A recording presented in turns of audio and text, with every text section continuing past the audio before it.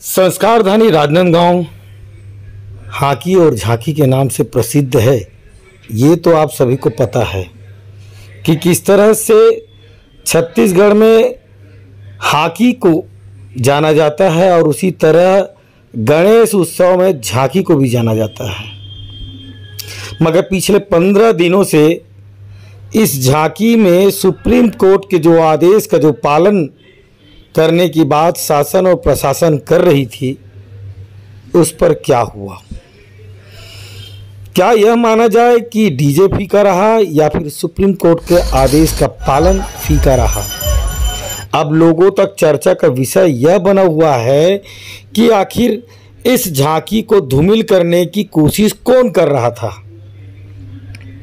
आखिर कौन वो शख्स था जिसके कहने पे रातों रात गणेश समितियों में डीजे की झनकार और आवाज़ लोगों की धड़कनें बढ़ाने वाली समय सीमा पर केंद्रित करती हुई कौन सी घड़ी थी जिसने समय सीमा और ध्वनि को मापा?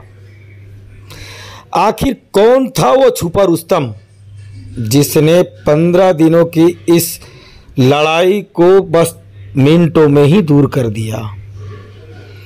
चर्चा का विषय बना हुआ है और संस्कारधानी नगरी में छुपा हुआ रुस्तम आज किस तरह से हीरो बनकर छत्तीसगढ़ के सुप्रीम कोर्ट के आदेश का अवहेलना करने वाला एक ऐसा शख्स जो कि छुपा हुआ है, अब लोगों की जुबान पे धीरे धीरे आ रहा है कि आखिर कौन और किसके आदेश पर डीजे की धुन पर लोग नाचते गाते नजर आए।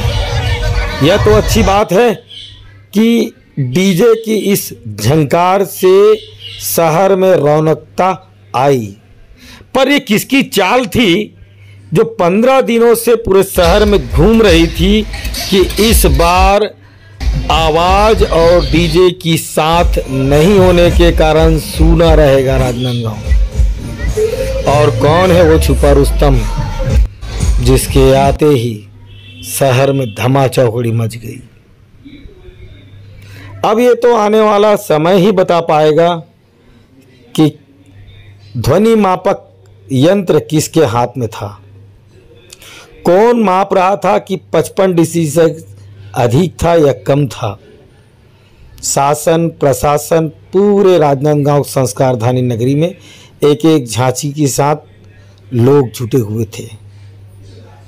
पर सलाम है उस शख्स छुपे रुस्तम को जिसने राजनांदगांव की इस धरोहर को बचा लिया, और सलाम है उस छुपे हुए रुस्तम को जिसने 15 दिनों से चल रहे इस नाटक पर विराम लगाते हुए संस्कारधानी नगरी को फिर उसी अंदाज पर छोड़ दिया।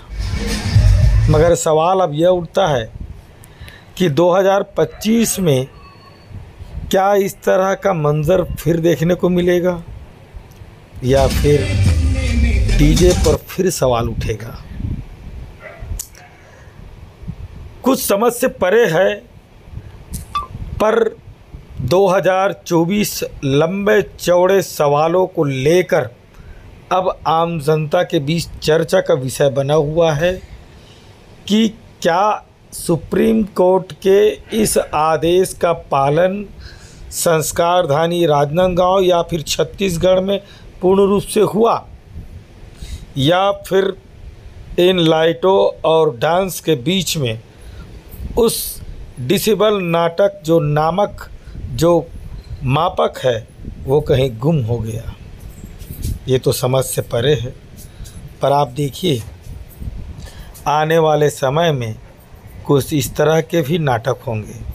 मगर राजनीतिक परिवेश में कुछ इस तरह से मंचले जब धूमधाम से मनाए जाते हैं, तब इसका फ़ायदा कोई और उठाकर चला जाता है।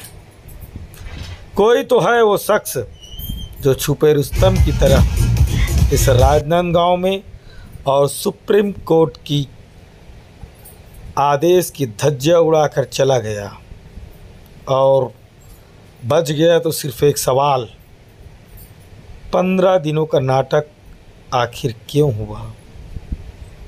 और धड़ाधड़ डीजे की स्पीड, डीजे का साउंड और वो धूम धड़ाका शहर में उसी अंदाज में चला। खैर बात गई, मगर सवाल लाल टोपी का यही है कि कौन है